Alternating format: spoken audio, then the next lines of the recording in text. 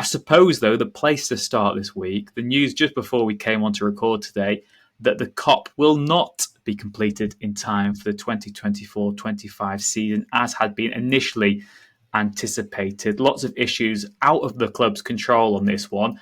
They are still saying that once construction starts, they're still not sure when that date will be, that they're confident they'll be able to get it fully completed in the space of 12 months.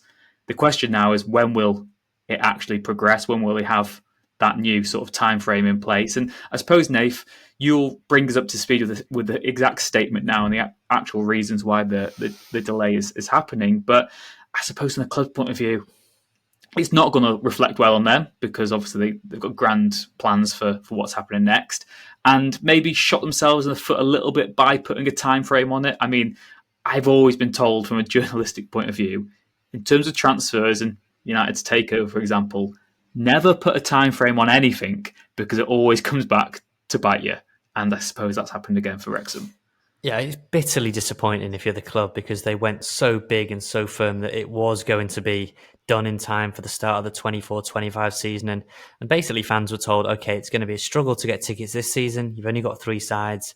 But come next season, you'll be able to move into the Kop and it will be easy. We'll have 15,500. Episode 1 of the documentary was talking about the Kop, the demolition. And what I would say is it is a positive to finally have some transparency. I know that there have been journalists that have been poking around, asking questions around, workers and local tradesmen who are in the know in terms of what's been going on. But when you're getting towards winter, typically you don't get to start these kind of things laying down foundational pieces in the bite of winter. So, are we looking at January? You don't know. I mean, this is what the club statement read. I'll read parts of it and I'll gloss over parts, but it says the new Kop will not be open for the start of the 24-25 season, with a projected build period of 12 months from commencement on site, which is what you said, Rich. There is no date for starting on site, as several matters need to be resolved. To enable a contract to build the Kop to be signed, the grant funding agreement from Wrexham County Borough Council needs to be finalised, and the club satisfied that the conditions attached to the funding offer can be fulfilled. It is hoped that these negotiations will be completed before the end of October 2023.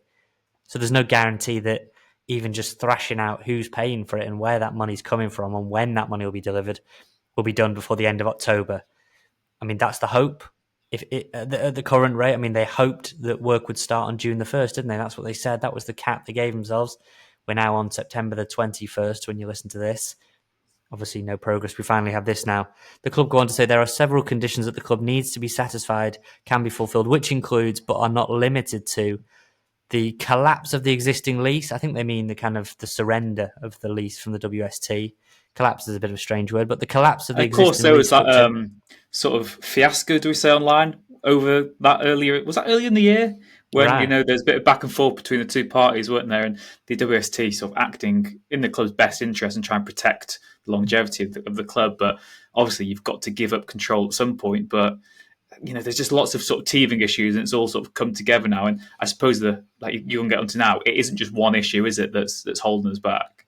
No, and I totally respect the WST's position that they want to future-proof the club beyond Rob and Ryan's ownership, which is totally fair. It's hardly the most unrealistic demand in the world, but that's ongoing. The collapse of the existing lease structure, which we've said, confirmation of the requirements to meet UEFA's Category 4 stadium status, and that these can be achieved. So that's the key, that they want to host international games. They want to meet what UEFA's requirements are, so they want those laid out. A report is awaited from UEFA after a stadium visit. So UEFA has still got to go to the stadium and lay out exactly. So not only have we got to figure out the funding, they've got to sort the lease with lawyers. That's obviously a long back and forth that's been going on for a while. They've got to get a visit from UEFA. UEFA have then got to do reports, and then they've got to give their recommendations, and Wrexham have then got to see, can they meet the requirements? Again, that's not exactly a quick fix. And then as it goes on, from a practical perspective, to allow a contractor to commence, the following work also needs to be completed. Permanent diversion of an existing sewer away from the land required for the Kop, with Welsh Water and Admiral Taverns, which is the owner of the turf. Now, Humphrey came on a recent pod, was it the season preview, where I asked him about the sewer that needed moving, and there's also an electrical substation that is causing issues with the university and the flats, and some debate over who's actually going to pay for that. They mention here that removal of a low voltage cable and substation that serves the student accommodation that runs across the land of the Kop needs sorting. Basically, power needs to always be retained in the student accommodation, and the university now have planning permission to build a new substation to facilitate this. Again, is the onus going to be on the university to pay for that? Is the onus going to be on the club? A bit of both.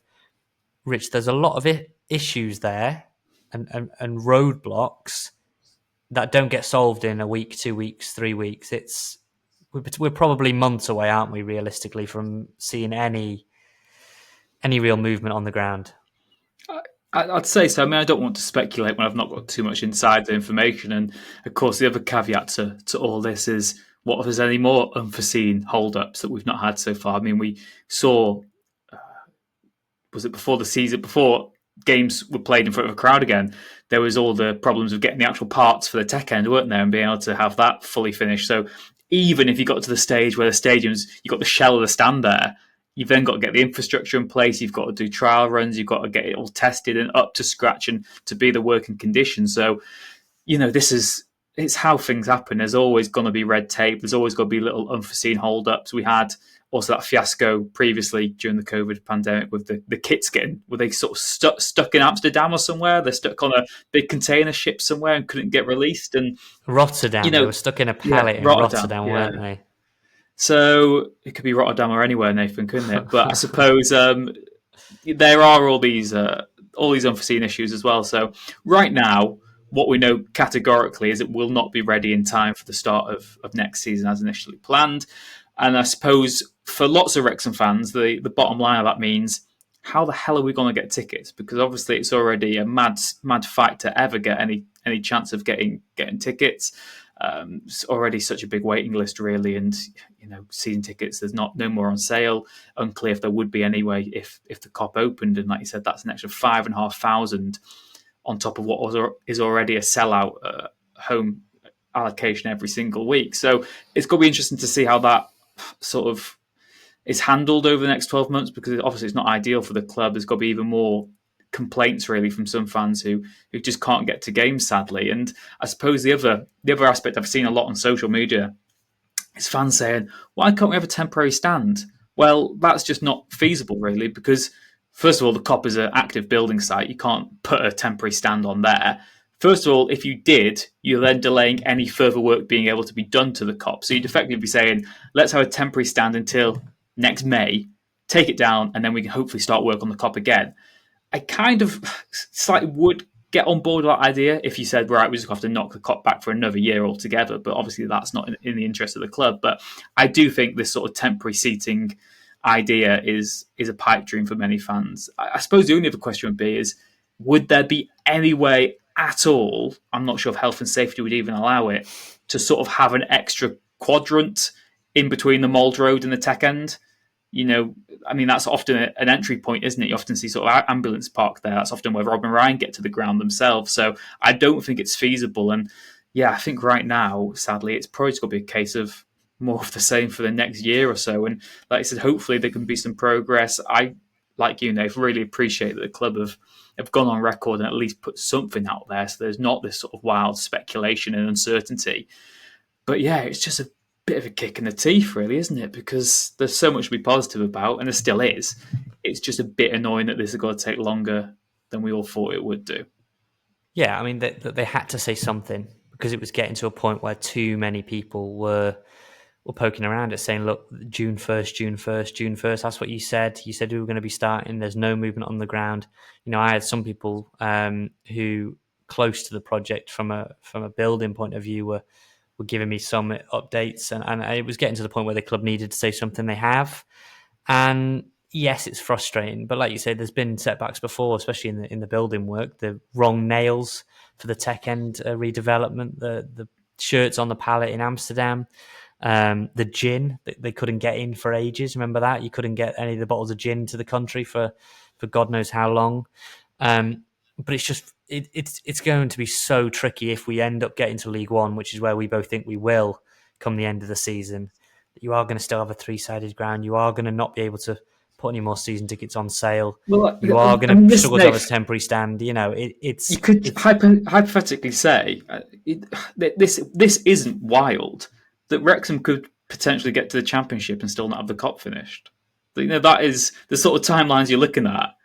That could feasibly be something that happens, or alternatively, Wrexham's first game in a possible Championship campaign could be when the Kop opens. But I do think there will be a large proportion of the fan base as well who will be quick to point out, look, we've waited long enough for the Kop to be open.